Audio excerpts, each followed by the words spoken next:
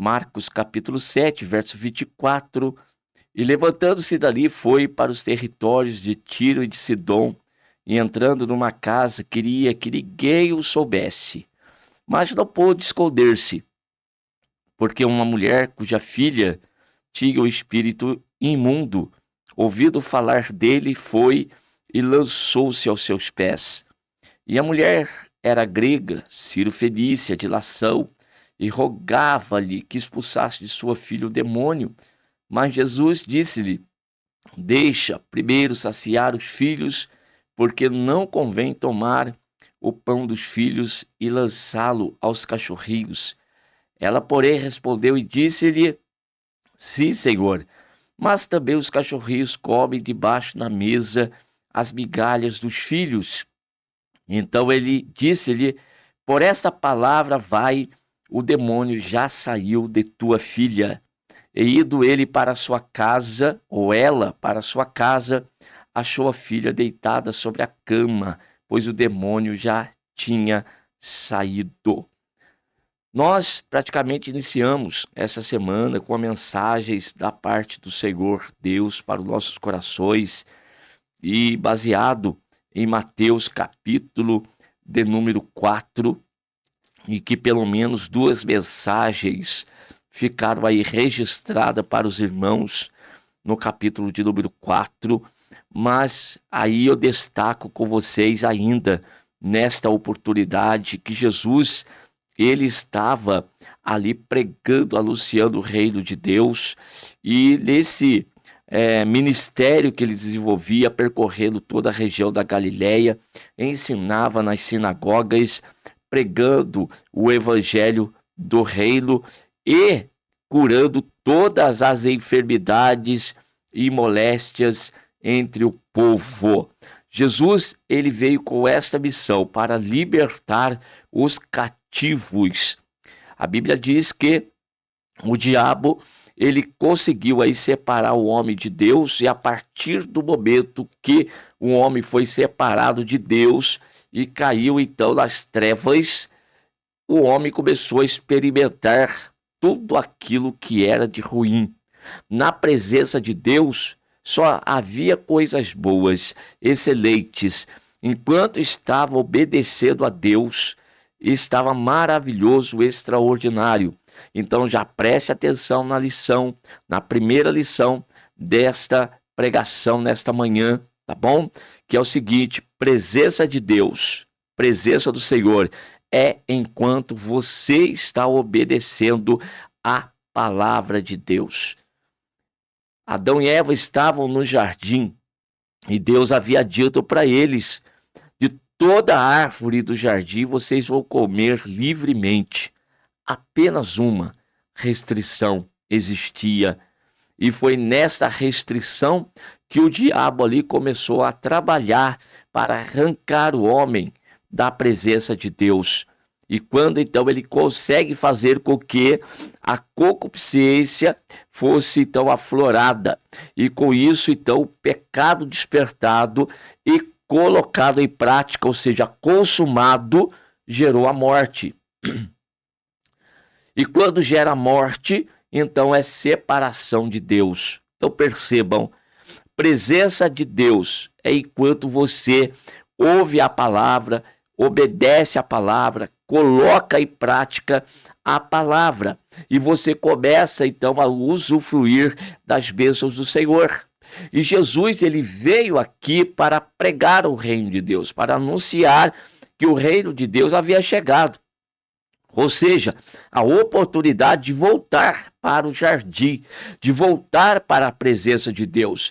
E como? Através da obediência à palavra. Antes nós tínhamos conhecimento de que isso aqui é realmente a palavra de Deus? Não, nós não tínhamos. Mas Jesus, ele veio para resgatar cada um de nós das trevas. Trevas, irmãos, está muito ligado à ignorância. A expressão, o vocábulo trevas, tanto do hebraico quanto do grego, tem relação com a ignorância, assim como luz tem uma relação enorme com o conhecimento. Então, quando Jesus em João 8,32 diz: conhecereis a verdade e a verdade vos libertará, é a mesma coisa que você sair das trevas, da ignorância e passar para a luz, ao conhecimento de Deus, ao conhecimento da existência de Deus, do operar e do agir de Deus nas nossas vidas. Então, Jesus ele veio para anunciar o reino de Deus, para dizer para o povo: agora tem o caminho de volta para Deus. E Jesus aproveitava a oportunidade e curava as pessoas que ali estavam. E, entre tantos exemplos, nós temos esta mulher aqui, conhecida como a mulher cananeia, uma mulher que ela era grega, sírio-fenícia de nação. Por que se destaca aqui a sua nacionalidade? Porque para fazer a diferença entre os judeus e também os gregos. Então havia uma separação muito grande entre esses dois povos. E Jesus, ele é judeu, ele veio primeiramente para os seus, como diz João. Porém, os seus não o receberam. E todos aqueles que o receberam, Jesus então deu-lhes o poder de serem chamados filhos de Deus. Não mais os que nasceram segundo a carne, nasceram do sangue, ou seja, de uma linhagem carnal, por exemplo, de Abraão. Não é da linhagem carnal que vem, que tem a origem o povo de Deus. O povo de Deus tem origem do alto, é de Deus. Isso Jesus disse para Nicodemos: se você não nascer de novo, não vai poder ver o reino de Deus. Nascer de novo aqui, desse texto de João, do grego, é nascer do alto, é nascer de Deus, é nascer da água e do Espírito. Ou seja, esquece da linhagem carnal. Dessa forma, tanto judeus quanto grego têm a oportunidade de se reconciliar com Deus, de se voltar para Deus, por meio de Jesus Cristo, o nosso Senhor.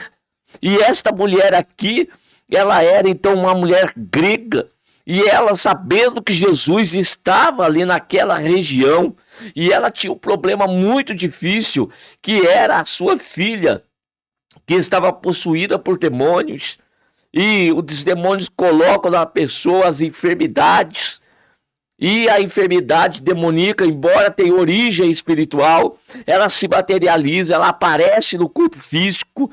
São tipos de coisas das quais os médicos, a ciência, a tecnologia, seja lá o que for, inteligência artificial, como está em voga hoje, não vai dar solução para esse problema. O problema aqui só vai ser solucionado por Jesus Cristo, o Senhor dos Senhores, aquele que veio para desfazer as obras do diabo. E aqui esta mulher, então, embora ela tenha resistência, os discípulos, em outro texto, vai dizer que os discípulos queriam impedi-la de seguir o seu grupo, pois ela ficava gritando atrás, e eles queriam que Jesus a despedisse de mãos vazias. Porventura, Jesus despede alguém de mãos vazias? Porventura, Jesus despreza alguém que se achega, que se aproxima dele? Embora nesse primeiro momento ela tenha encontrado uma certa resistência até do próprio Senhor Jesus, que ali testava a sua fé, mas ela foi perseverante, ela foi insistente. A mensagem que eu preguei ontem no culto para a igreja, ela teve atitude, ela estava resoluta, ela estava determinada. Eu quero a minha bênção e eu não vou sair daqui enquanto eu não for abençoado. Eu não saio daqui enquanto eu não for abençoada, disse ela.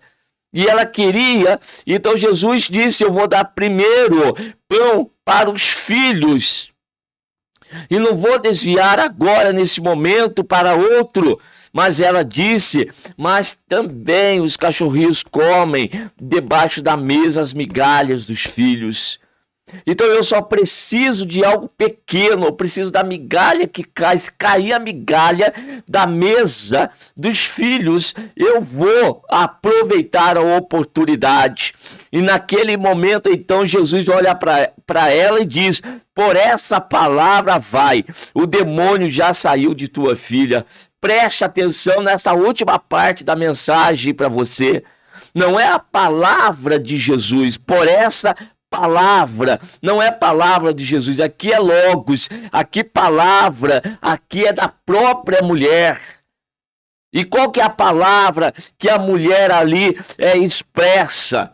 Não é só verbalizar, não é só, irmãos, expressão, é a atitude, é o comportamento, viu? Como que isso aí toca Jesus, como isso aí move as mãos de Jesus. Ontem à noite eu estava falando da mulher de fluxo de sangue, como que atitudes de fé movem o mundo espiritual, movem o poder de Deus, atraem o poder de Deus, a graça de Deus. E onde a graça chega, um milagre vai acontecer.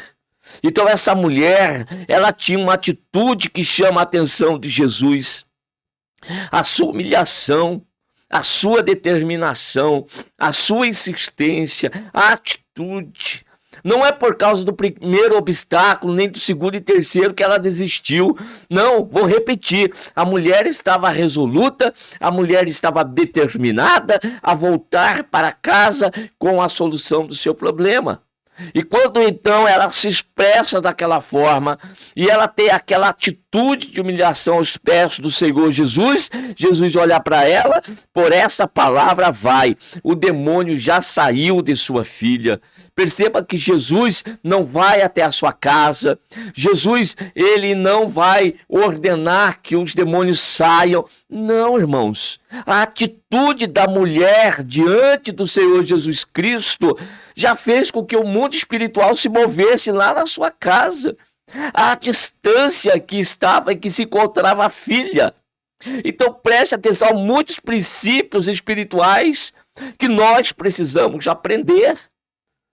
Esse comportamento dela, onde ali estava Jesus, fez com que o mundo espiritual lá à distância se movesse no exato momento. É a mesma coisa de nós lembrarmos aqui de João, capítulo de número 5, se não me falha a memória. Deixa eu abrir aqui com vocês, que eu quero lembrar aqui deste homem que alcançou uma bênção do Senhor Jesus Cristo também. Na realidade, capítulo 4 de João, verso 43, nós temos aqui um oficial do rei que alcançou uma bênção do Senhor Jesus Cristo semelhante. Ele insistiu ali, embora não fosse judeu, ele insistiu com o Senhor Jesus, e no verso de número 50, João capítulo 4, verso 50, Jesus disse para ele: vai, o teu filho vive. E o homem creu na palavra que Jesus lhe disse e se foi. Olha só, irmãos, como que os textos mostram para nós. Aqui Jesus, a palavra é de Jesus, ele creu na palavra de Jesus. Quando Jesus disse: vai, o teu filho vive. E quando ele vai embora, chega lá na sua casa no outro dia, vão ao seu encontro e dizem: ó, teu filho, a febre foi embora, ele está curado. Que hora que aconteceu isso? E disseram para ele: olha, ontem às 7 horas. E ele uniu uma coisa com a outra, e foi exatamente o momento que Jesus havia proferido a palavra: vai, teu filho vive. Então Jesus mexeu no mundo espiritual à distância. Não existe barreira no mundo espiritual, não existe dificuldade no mundo espiritual. O que nós precisamos é aprender os princípios que regem este mundo, esse reino, que Jesus disse: o reino de Deus já está entre vocês. Então nós precisamos aprender isto. Então aqui nós temos a atitude, o comportamento. Isto é que vai mexer no mundo espiritual. Então, se você tem um comportamento de uma pessoa que é ranzinza, de uma pessoa emburrada, de uma pessoa angustiada, amargurada, derrotada. Já dentro de você, você determina a derrota. Ah, eu nasci assim, vou morrer assim. Ah, minha vida é dessa forma, não vai mudar. Não tem jeito, eu já tentei tantas vezes, eu não consigo mudança. Muito bem. Isso está dentro de você. Não tem quem possa fazer diferente. Está dentro de você. Agora, se você, em algum momento, ouvindo uma mensagem dessa e falar, não, peraí, eu estou agindo errado. Eu vou até Jesus e eu vou mudar a minha atitude. Eu vou mudar o meu comportamento. Comece a mudar aqui, ó, nos teus pensamentos, viu? Comece. Romanos 12:2. Não vos conformeis com este mundo. O que é se conformar com este mundo? É o primeiro momento que eu acabei de falar. Angústia, dor, amargura. Eu sou assim, não mudo. Isso é coisa do mundo. Isso aí já está impregnado em você. Então, Romanos 12:2 continua então. Não vos conformeis com este mundo, antes transformai-vos pela renovação do vosso entendimento. Então vejam que a transformação de vida, a mudança física, transformação já é no físico. Para haver mudança no mundo físico, tem que primeiro acontecer uma mudança aqui, ó, na mente. Transformai-vos pela renovação da vossa mente.